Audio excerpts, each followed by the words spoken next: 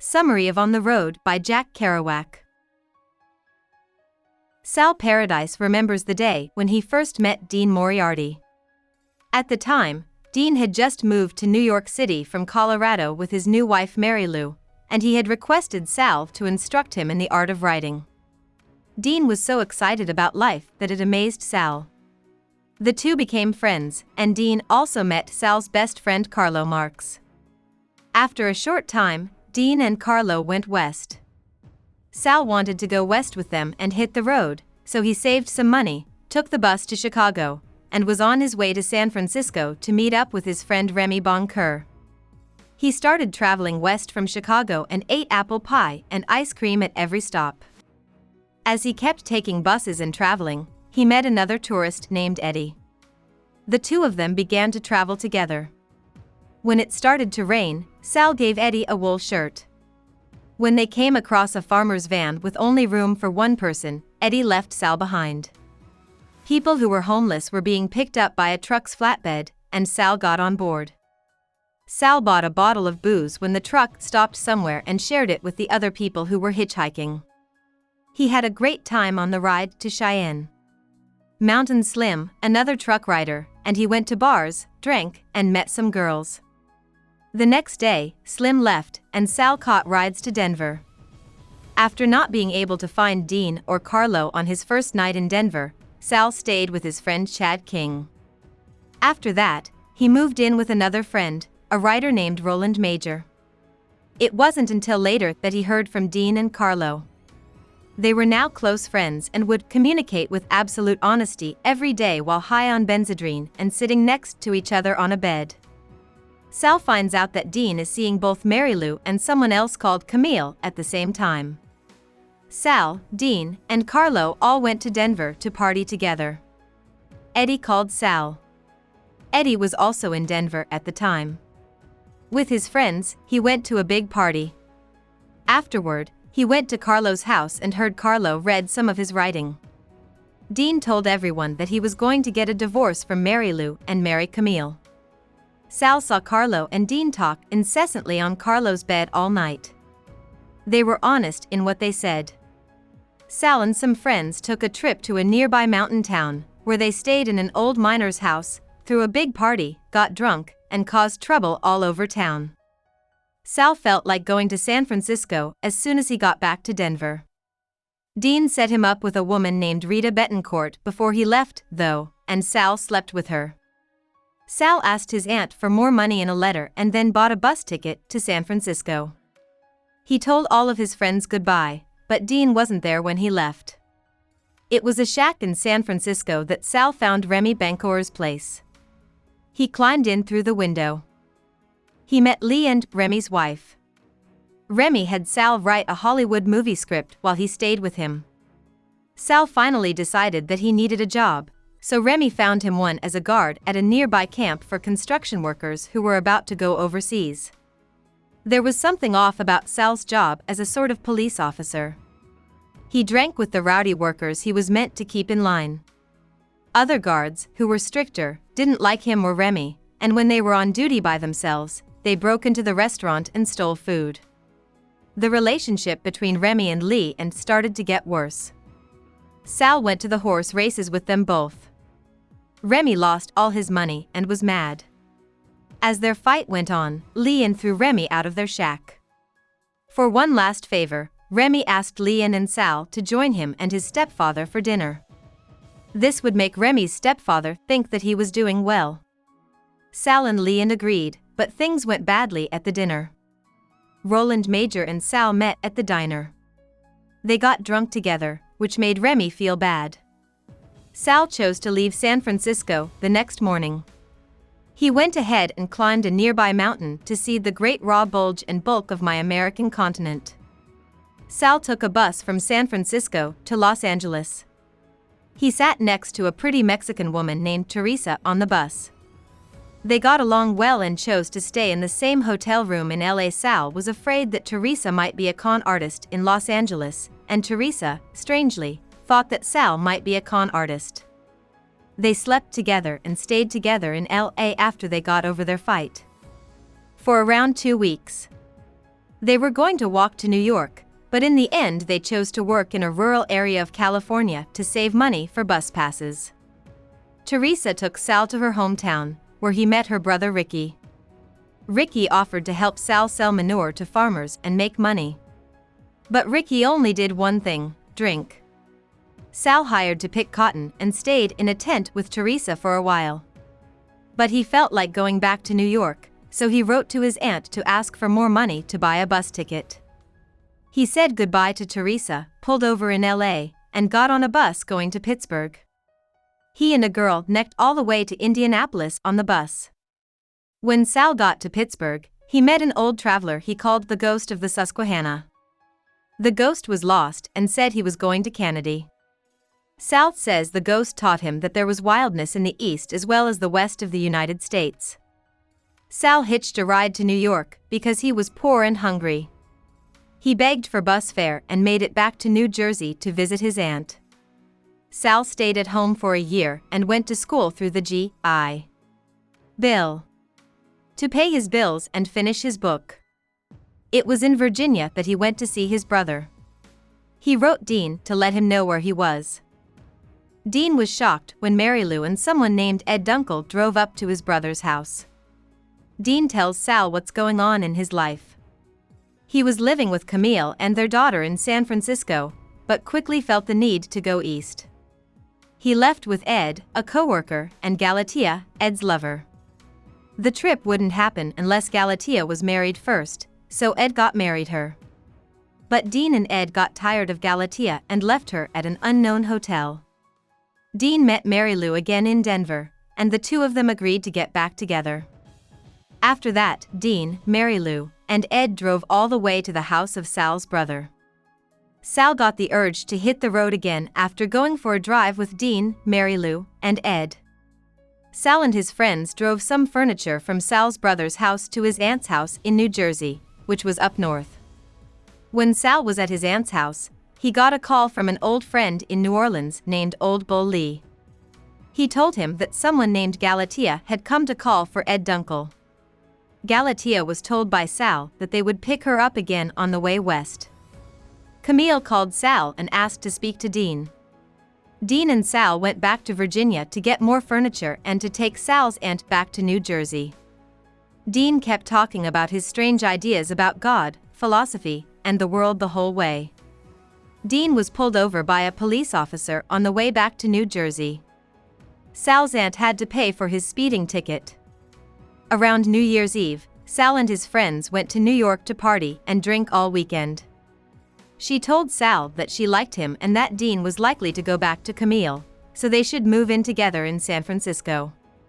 Dean told Sal that the jazz guitarist was God when they went to see him play. The fun weekend was over, and Sal went back to his aunt's house to plan one more magnificent trip to the West Coast. Before he left, he and his friends stayed at Carlo's place in the city for a while. Carlo told them that their life of being on the road and going from place to place would soon fall apart. Dean asked Sal to sleep with Mary Lou one day while he watched. Sal said he couldn't do it and told Mary Lou to wait until they were lovers in San Francisco. Dean and Mary Lou got into a fight that got physical, and Sal decided it was time to hit the road again. To get to Washington, D.C., the group drove south and got there the morning of Truman's second inauguration. Because Ed sped past a police officer, they were stopped and questioned. As they went further south, they picked up some hitchhikers. They found Old Bull Lee's house in New Orleans in the end.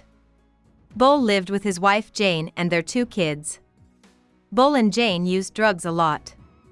Sal and his friends stayed with Bull and drank, did drugs, and went out in New Orleans.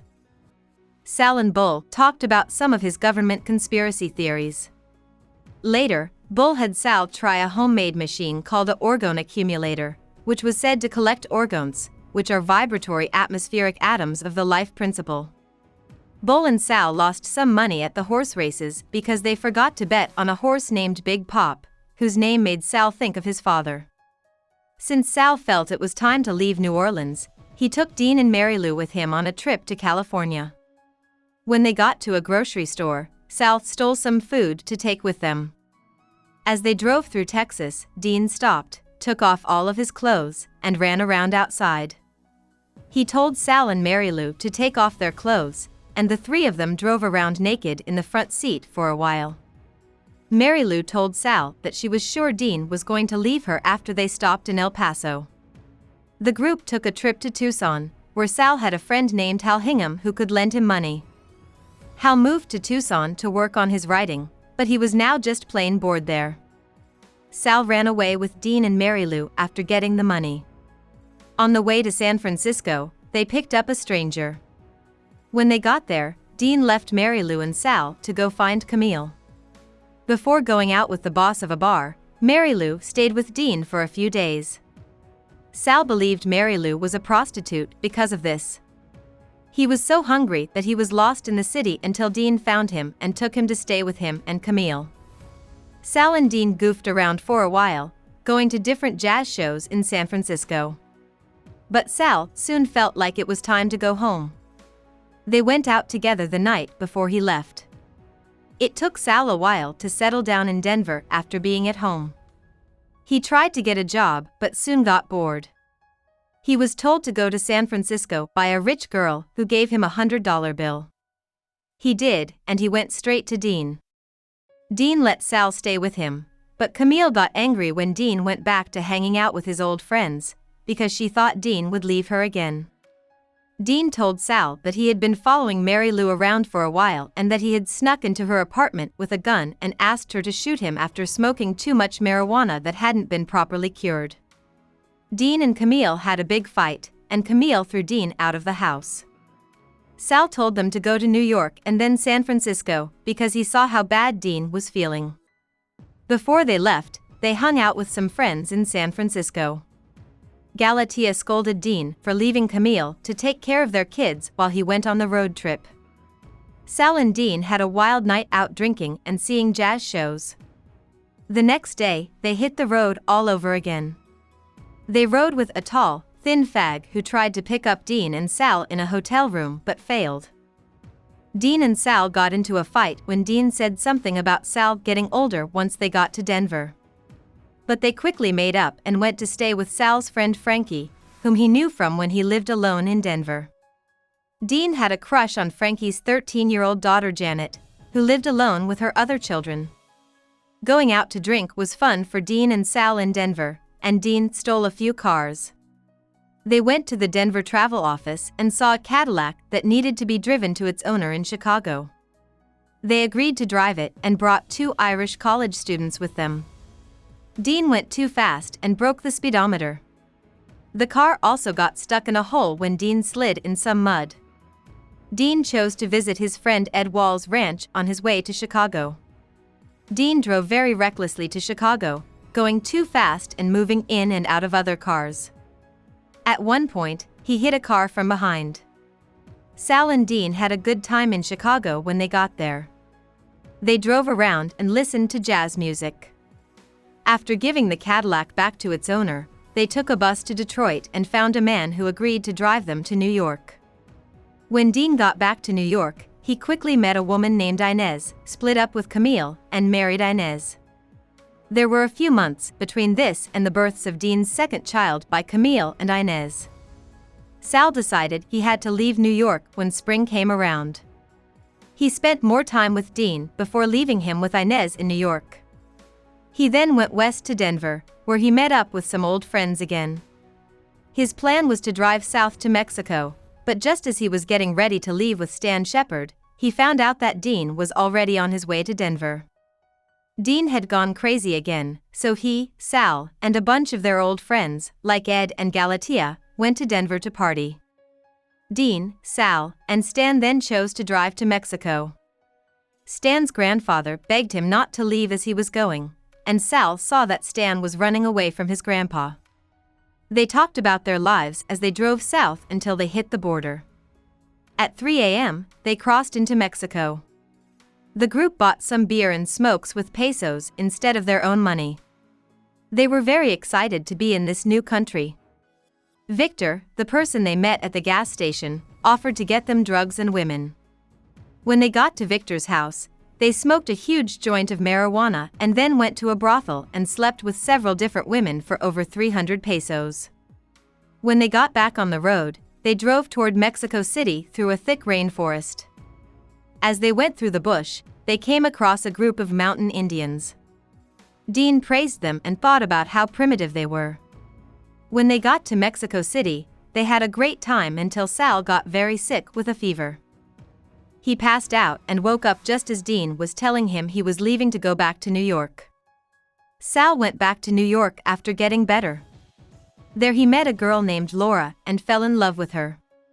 Dean got married to Inez and then moved back in with Camille in San Francisco. The two of them were going to San Francisco, so Sal wrote to Dean to let him know.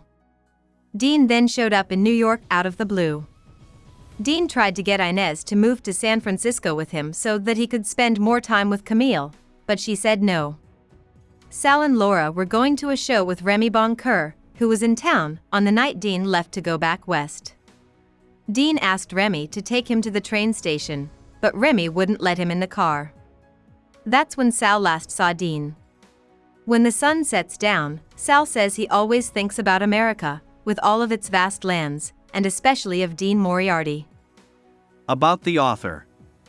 Jack Kerouac was born in 1922 in Lowell, Massachusetts. He grew up in a Catholic family and went to Columbia University on a football scholarship. He soon dropped out of college, though, and became friends with Allen Ginsberg and other people who would become part of the Beat movement. The Beats were a loose literary movement that stood against social rules and encouraged people to drink, do drugs, and be sexually free.